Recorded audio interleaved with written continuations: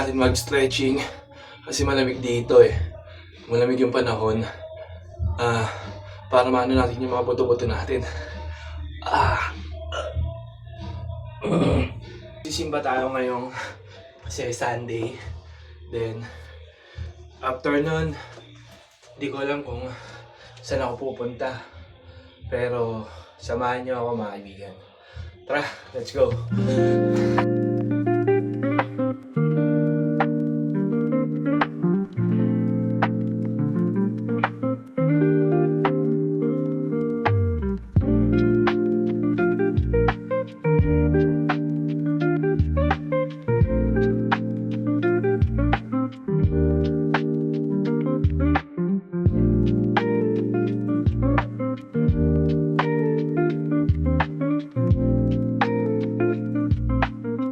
Sure ko lang dito sa New Zealand, actually kahit sa Japan ginagawa ko siya.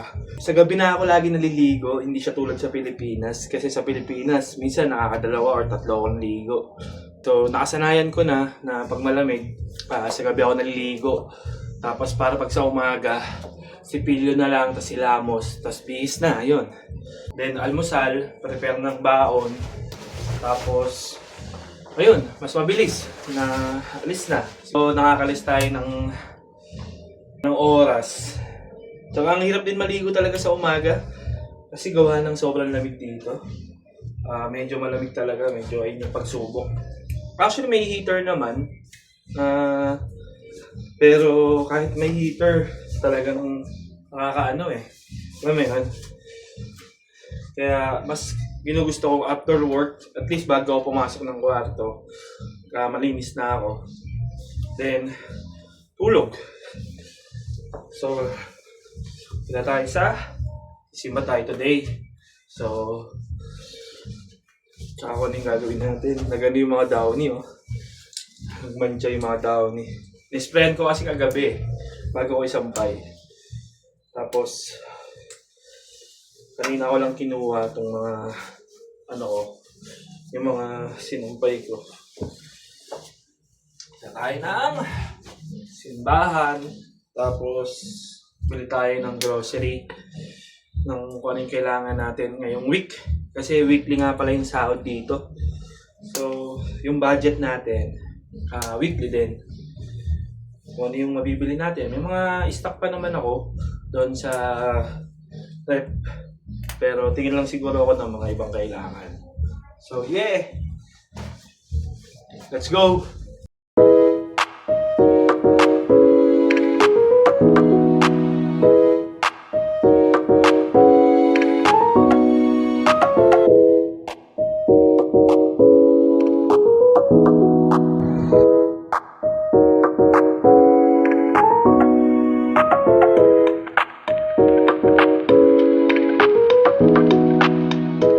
Samahan nyo ako ngayong araw, guys, kung ano man yung ginagawa ko at gagawin ko ngayon.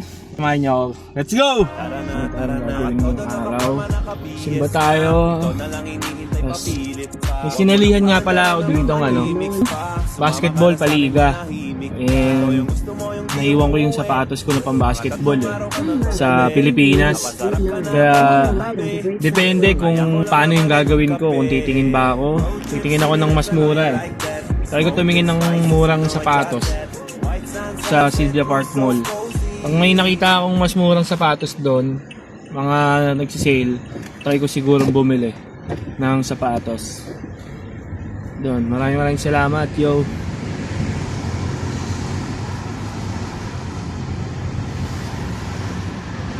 Whoa. The Great South Road. Signs for Great South Road, Newmarket.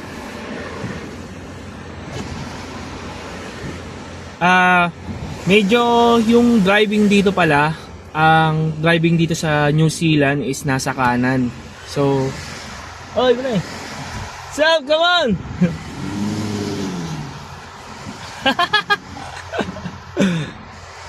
Yung driving dito sa New Zealand is nasa kanan. So, kung galing kang Pilipinas, tapos datating ka dito, medyo maninibago ka lalo na sa daan. Dito, nung umpisa, nalilito talaga ako sa runabout Kasi yung runabout dito, tama mag-give way ng daan sa mga right side. Kasi sa Pilipinas, kung may konting space or parang pwedeng medyo malayo pa siya, papasukan na natin. Dito kasi, hindi pwede. Giveaway din talaga. Nakapag-drive ka naman dito, makakasanayan mo rin naman. Pero sa umpisa lang talaga siguro mga 1 or 2 linggo na nagta-drive, medyo nangangapa-ngapa ka pa. Pero katagalan din naman, masasanay ka rin naman. So, ayun lang. Then mamaya, ipapakita ko sa inyo, dadaan tayo sa motorway. Yung motorway dito, parang NLEX sa atin or SLEX. Pero ang pinagkaiba, walang toll fee dito, walang toll gate. So magandang highway dito, free lang. Then tuloy-tuloy yung biyahe. Yung exit pala niya, babase ka sa lugar or kung medyo hindi ka makabisado sa lugar, titingin ka sa exit niya sa by number. Kung 433, 432, 431, yan. Ito pala yung lugar ng bahay namin. So ayan, kung napapansin nyo, ito yung lugar. Sa tapat na yung lugar namin, umikot lang ako, nag-U-turn lang ako. Tapat namin itong Woolworths. So ito yung grocery store dito sa amin. May McDonald's. Maganda yung location namin kasi walking distance lang yung grocery. Tapos walking distance lang din yung McDonald's kung sakaling may bibilin ka. Ayan, yung McDonald's. Sa tapat lang, ayun napapansin nyo sa tawid. Sa tawid lang yung namin, yung bahay namin. So ayan na. So konting konting under na lang. Papunta na tayo sa motorway kung tawagin. Papasok na tayo ng motorway. Saglit lang, di ba? Accessible lang yung lugar namin. Napaka-accessible lang. Malapit namin sa motorway para kung sakaling saan man pumunta. So ito yung highway na papasukan natin.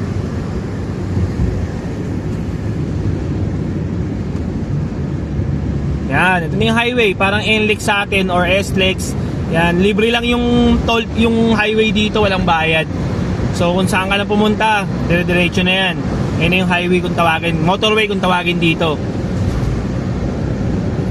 Bawal din dito yung mga motor na below 400cc, not sure. Basta parang ganun, bawal din.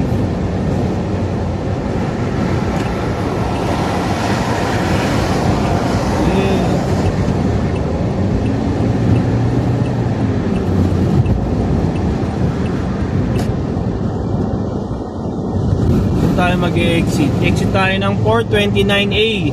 So ayan, kung napapansin nyo, 432 pabawas siya, pabawas kasi tayo pa north ba to? Not sure, di ko alam kung north. Medyo hindi ko pa kabisado kung north or south saan dito yung north or south or east.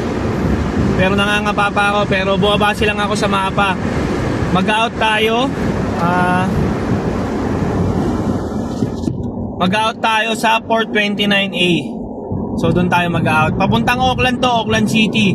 So ilang minutes lang yung biyahe papuntang Auckland City sa akin. 4 minutes to 5 minutes lang ng drive. Ganun kalapit yung Auckland City sa akin. Actually nasa Auckland naman ako pero sa mismong town talaga, yung talagang CBD. Malapit lang ako. 4 to 5 minutes lang yung driving. Ayan, ito yung highway namin. Ayun, kung napapansin nyo dyan, kung napapansin sa video, nakikita nyo na yung tower ng Auckland. Ayun Auckland City. Papansin nyo dyan? Ayun yung tower namin. Yan, sa Auckland. Ganda niyan paggabi. May ilaw, para siyang, same lang siya ng Tokyo. Or yung mga ibang bansa, di ba? May lahat naman ng karamihan ng ibang bansa, may ganyan, di ba? May China Tower, Europe Tower. Di ko sure kung ano man yun, saang lugar. Balay mo, balang araw, di ba? Makapunta tayo dun. So galing tayo ng Japan. Tapos napunta tayo ng New Zealand, di ba? Thank you palagi kay Lord kasi dinala tayo dito sa bansa na to. Hindi natin ine-expect talaga. Iba yung bansa na ine-expect natin So, iba yung gusto nating mangyari. Pero si Lord talaga yung nagbigay ng way kung saan tayo. Plan niya to hindi natin to plan. So, kaya tayo napunta dito kasi ayun yung plan ni Lord. Nadalhin tayo dito. Actually, hindi ko talaga naiisip na pumunta dito sa New Zealand before Talagang wala sa isip ko na pangarap ko naman makapunta sa New Zealand. Hindi, ibang bansa yung trip kong puntahan Canada, Australia, ganyan. Amerika, pero dito tayo napunta, dito tayo dinala ni Lord. So, ito yung plan ni Lord para sa atin. So, Ayun. Ayun na, kung nakikita nyo, kung napapansin nyo yung tower na ni Oakland. Malapit na tayo, pumunta tayo sa ano. Di ko lang sure kung makikita natin o matadaanan natin yan. Kasi magpa-park ako sa opisina ko, sa ano namin. Sa mismong opisina namin, sa may hawak sa amin, kumbaga sa employer namin dito sa New Zealand. Doon ako magpa-park. Then, shit, mali ako. Dito pala ako. Shit, nalilito na ako Doon ako magpa-park. Gawa ng magsisimba ako Then, kasi sa parking sa may simbahan, baka not sure kung puno na yun or wala nang parking. Medyo hindi pa ako kabisado dito yung mga parking kung may bayad ba or wala. So, ang gagawin ko na lang is maglalakad na lang siguro ako. So, ito yung simbahan, ayun Napapansin nyo, nasa left side. Nandun yung simbahan, nasa left side. So, ang gagawin ko na lang is magpa-park na lang ako sa office namin, sa labas. Then, lakad, siguro mga 2 to 3 minutes, lakad tayo, then simba. Yun. Mamaya, papakita ko sa inyo yung lalakaran ko. Ayun, nasa left side yung simbahan, kung nakikita nyo, ayun yun. Yan. Ayun yung simbahan na pagsisimbahan ko. Ngayon, ayan, ayun yung simbahan na pagsisimbahan ko.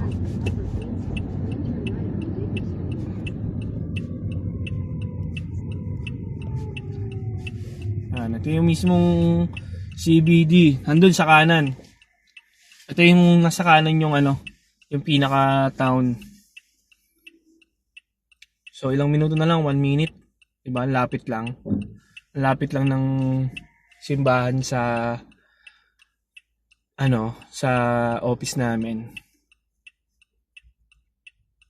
Ayun na, lapit na tayo, man. Yes. Na tayo sa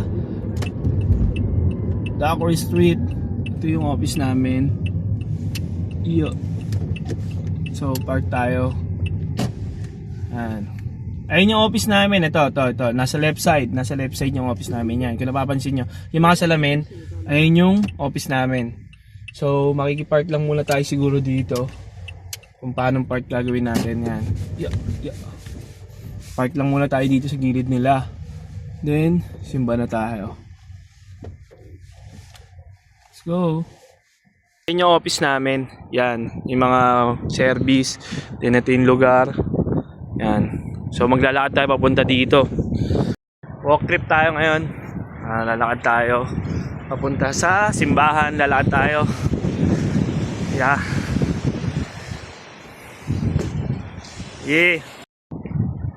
Ayun ayun yung Oakland Tower. Then lakad tayo dito. Walk trip tayo.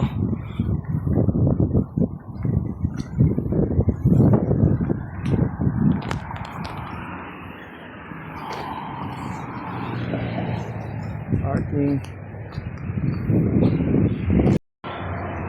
Ito pala yung simbahan namin. So, ayan, ito yung simbahan na sinisimbahan ko. So yun lang siya, yung town. Okay, pasok na tayo. Pupunta tayo sa accommodation ng mga bagong dating dito sa New Zealand. Mga same kami ng employer. Doon kasi naka-address yung address namin. So pupunta ako doon para kunin yung card ko, yung ATM ko. Tara, let's go. Punta tayo doon. Lakad lang galing sa may church. So lakad lang tayo. Nandito banda yung bahay nila So nandito kasi naka-address yung address ko. So dito ko kukunin yung ATM ko, yung card. So 2 linggo na kasi. Actually 1 month na Hindi ko pa rin nakukuha. So kunin natin. Yan, dami naka-park na sasakyan kasi marami nakatira dito. Yun, nakuha na natin yung Kiwi Bank natin, yung bangko natin. Yung card, meron na tayo nakuha. So galing tayo sa mga tropa. Tapos na tayo magsimba. So punta tayo sa grocery, tingin tayo ng ano yung mabibili natin sa grocery, men.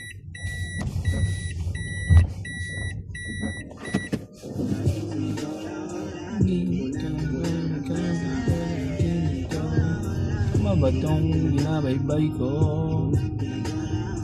Maghahanap tayo ng mabibili. Sana may mabili tayo mga karne, kung ano man yung, pero konti lang naman kasi hindi naman ako marami bumili ng grocery every week kasi every week din naman bibili din naman, so kailangan lang ng pangbaon-baon, then ulam sa gabi yon. So ayun yung bibili natin. Tingnan natin kung ano yung pwedeng mabili natin. Syempre nandun na rin yung tipid-tipid kasi sobrang mahal ng mga cost of living dito. Sobrang mahal ng renta ng bahay, mahal yung sasakyan, mahal yung pagkain, mahal lahat. So mahal. So kailangan magtipid-tipid tayo para kahit papaano may natatabi tayong konti, syempre, 'di ba? Ito yung lugar na hindi tayo sa Auckland. Tayo sa Auckland, yan. Pero hindi pa to yung CBD, hindi pa to yung yung pinaka town din naman, pero wala tayo dun sa mas maraming building ba. Wala tayo sa Mount Wellington kasi nandun yung bilihan ng Asian store yun. Maraming mga bilihan ng Filipino food doon, tsaka may mga iba din na pwedeng bilhin. So hindi na tayo pupunta mismo sa paiba-iba, palipat-lipat, diba? Lipat tayo, lipat, diba? Ito yung nakakalito dyan. Lipat tayo sa kanan kung gusto natin kumanan. In 400 meters, merge onto State Highway 1. In 200 meters, turn left onto Park Road. Signs for train station. Tama ba? Tama ako. Kanan tayo. Head south on State Highway 1.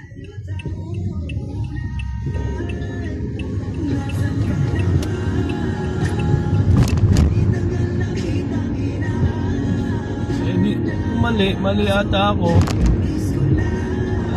Gagi, mali nga to.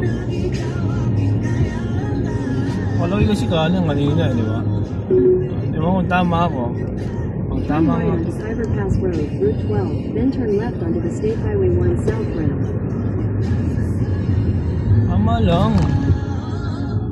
In 50 meters, merge onto State Highway 1. Nawala na, gagi. Nawala na. Tama ba ako?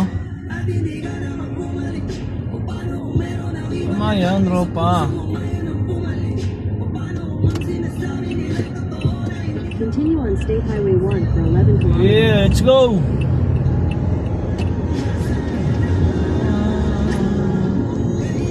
Balik tayo doon, men.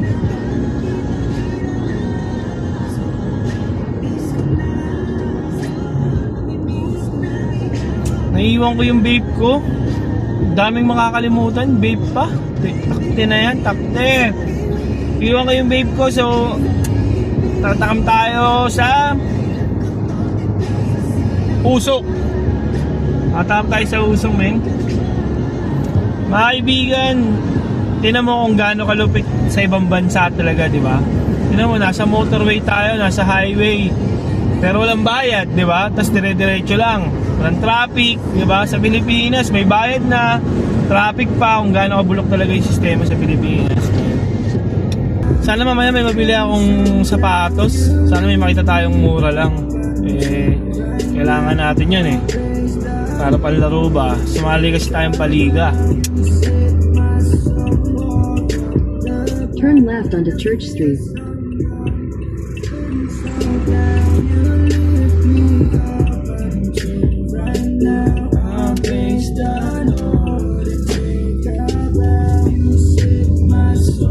In 200 meters, at the roundabout, continue straight to stay on Church Street.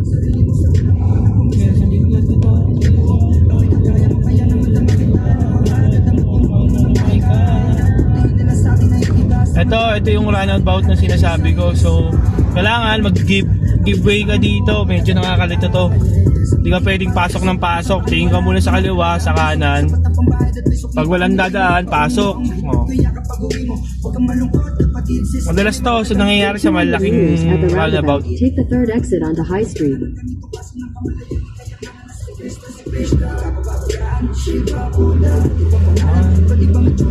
Naikot ako ah. Naikot ako na ito ni ano ah.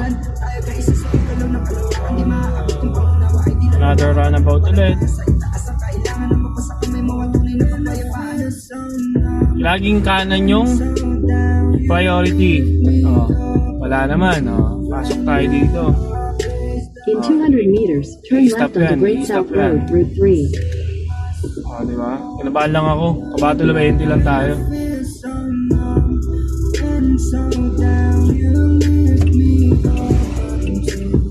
Turn left onto Great South Dapat Road, dun ako Route lumiko 3. Then your destination will be on the left. So malapit na tayo. Nasa press and save na tayo.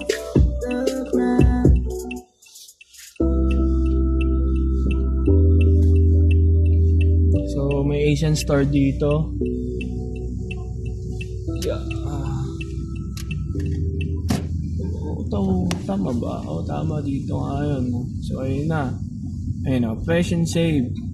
Asian store yan. Marami. Dito tayo. Parking time men. Konti lang naman yung bibiling ko. Kasi hindi naman tayo maraming kumain. Tsaka ako lang naman mag-isa eh. Diba? So, ano tayo parking men? Yun. Kaya pa kaya dito? Kaya pa to.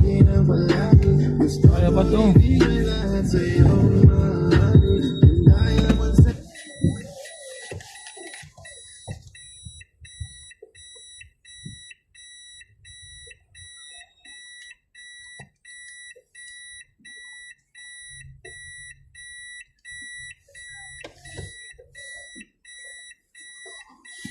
Sabi.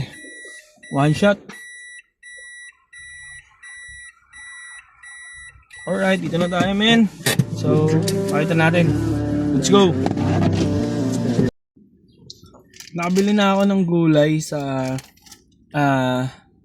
Asian Mart. Wala ako nabiling Filipino food kasi meron pa ako ng mga kailangan ko. Then, yung karne naman, hindi ko trip yung mga naka-display ngayon eh. Parang nakokontian ako or medyo inisip ko lilipat din naman ako sa kabilang sa pack and save kasi bibili din akong bigas eh. Yung binibili kong bigas dito, Japanese rice.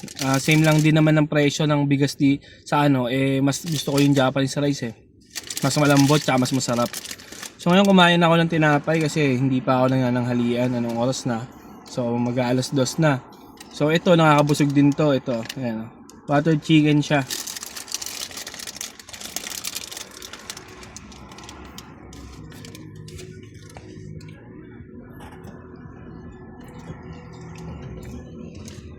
So malaking tinapay. Tapos punong-puno ng palaman.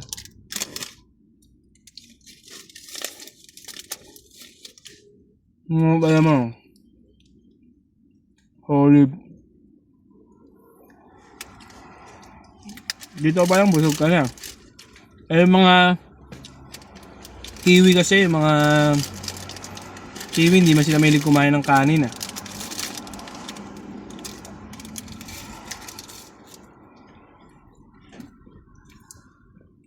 So more on burger lang sila at saka mga tinapay ngayon.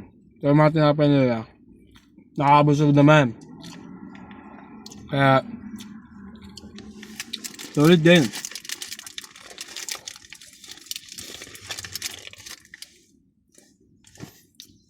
Ang sarap na mga tinapay nila dito. Ang mga pie. Imagine niyo yung yung sila mga steak na flavor. Steak, pares. Isipin niyo na lang, imagine niyo na lang yung pares. So yung steak yun. Mga laman-laman. Ayun talaga, yung parang sabaw niya pero pinalapot lang. Tapos nilagay sa tinapay. Ganon, tapos mga cubes yung mga beef. Kaya, mabubusog ka na rin talaga. Mamaya, papunta tayo mamaya sa mall. Lilibot ko kayo. Try kong videoan. Nawala sa isip ko videoan yung Asian Mart eh. Kasi nakalimutan ko. Bumili ako ng sayote. saging pang araw-araw, tsaka, ano ba? Cabbage, kasi magninilaga ako mamaya, nilagang baka. Sasabaw ako. Wala namang pasok bukas, so sabaw tayo.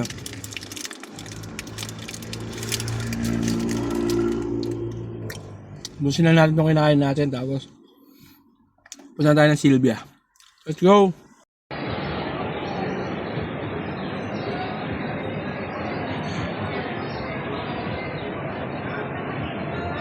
Ito yung Sylvia Lane, mahaba yan.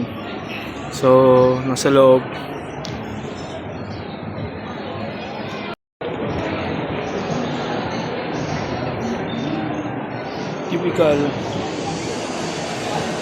Typical mall.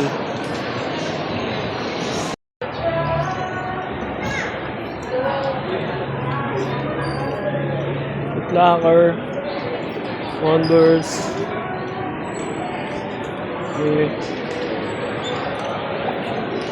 Local Martins. Ito, ang ganda mamili dito. Toys, cleaner. Okay. Ano bibiling ko?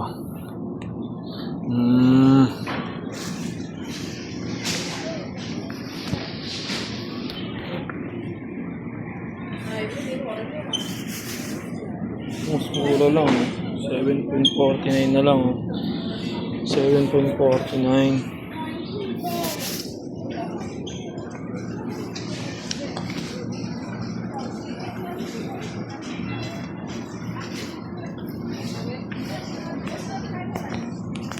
Manok, bili ba tayo manok? Wala natin yung baka. Umalang baka ito. $23, grabe. Ayun. Ano yung kakainin ko?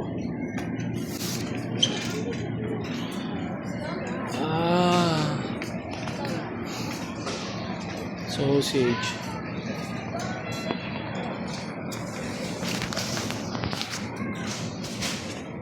Ano yung burger eh? Burger. Ano yung burger?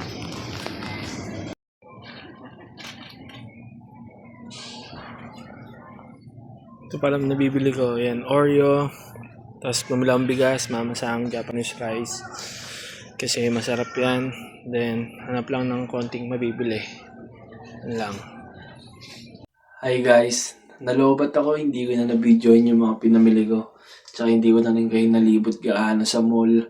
Tsaka sa pack and save na pinuntahan ko. Kasi nga, na-lobat na. So, hindi ko rin na-videohan yung mga pinamili ko pagdating dito sa bahay. Gawa ng pagod na rin. Napagod na ako kasi naglibot pa ako eh. So, ayun. Kaagising ko lang. So, mga pinamili ko lang naman. Nakabili ako sa unang market ng gulay, saging, cabbage, tsaka ng ano pa ba, sayote. Tapos, lumipat ako ng pack and save sa ibang supermarket. Nakabili ako ng bigas, manok, isang buong manok. Then, nabili ako ng gummy bear, biskwit, tapos mga chicheria na kailangan ko ng mga chicha dito sa bahay pag nagugutom ako. Then, umikot lang ako. Hindi din pala ako nakabili ng sapatos. Gawa ng hindi ko nagustuhan yung mga design na naka-display doon. Tsaka yung iba mga medyo pricey. So, hindi pasok sa budget natin. Kasi biglaan lang naman. So, ayoko rin gumastos masyado ng malaki. Dahil lang sa sapatos, pang papawis lang naman natin yun. So, sana nagustuhan niyo tong vlog ko. Unang vlog natin dito sa New Zealand. Anyway, mag-like kayo, subscribe, and pakipindot na rin yung notification bell para sa mga susunod na video. Maraming salamat. Ingat kayo palagi kung nasan man kayo. Good night. Tulog ulit ako. Yeah!